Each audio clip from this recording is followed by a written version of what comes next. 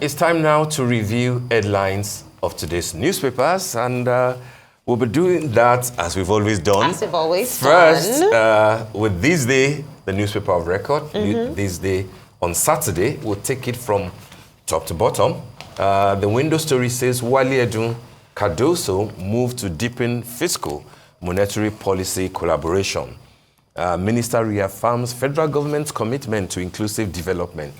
Customs commit 4% of annual wage bill to CSR initiative. That's on page 5 of today's newspaper. Wale Edun, the Minister of Finance and Coordinating Minister of the Economy, as well as Cardoso, the Governor of the Central Bank of Nigeria, moving to deepen fiscal monetary policy collaboration. That will work well for the economy that is just trying to make a rebound.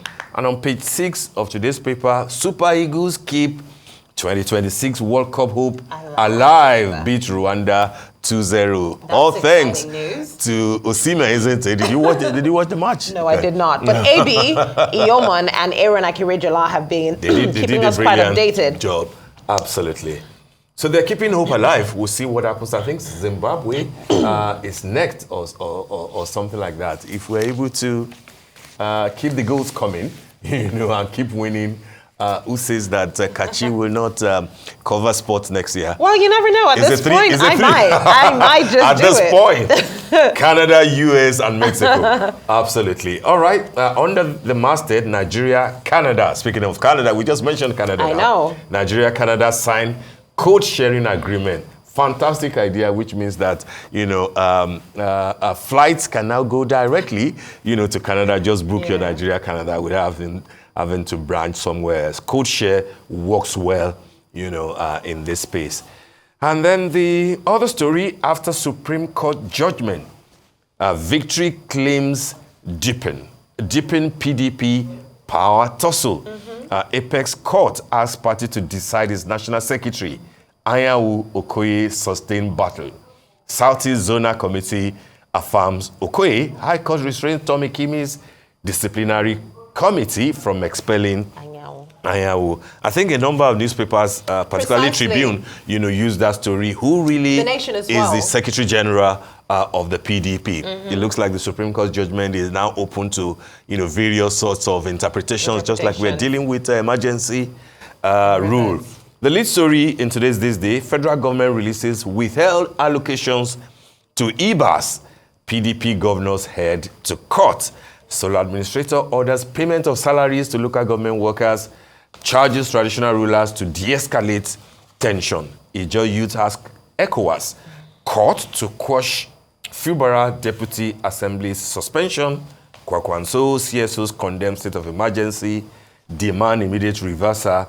Northern Group hails Tinubu. I think SCN Owonikoko's submissions, were quite illuminating. I do too. I love how he clarified the responsibility of each arm, the executive, the legislature, and the judiciary, which I think it's important for us to put things in proper perspective and to also understand where the issues arise from.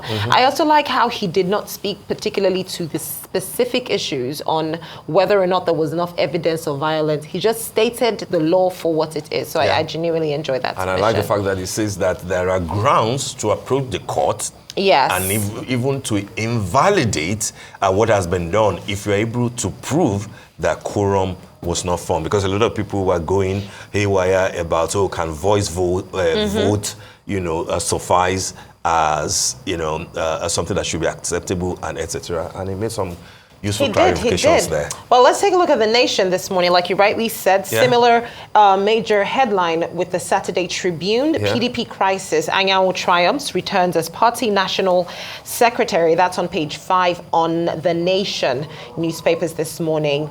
Let's take you from the beginning where we have IPOB, Kanu rearranged on treason charge before new judge. We spoke about this yesterday on Newsday, and of course the Royal Rumble Oluwo Oni clash over alleged dethronement plot. That is a very interesting story. Of course, another common story we'll find across the papers is the Rivers emergency. Absolutely. Ibas directing payments of outstanding local government salaries, and Rivers voters rejecting emergency rule. They plan to sue Tinubu, Senate President, and others.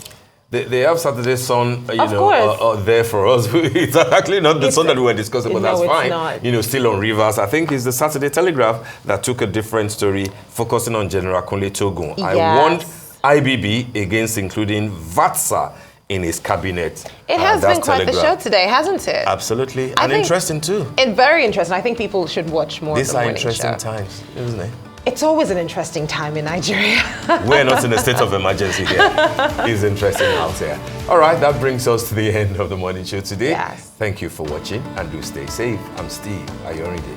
And stay educated and informed. I'm Kachi Ofia from my entire team here in Lagos, Nigeria. Do enjoy the rest of your morning and, of course, the rest of your day.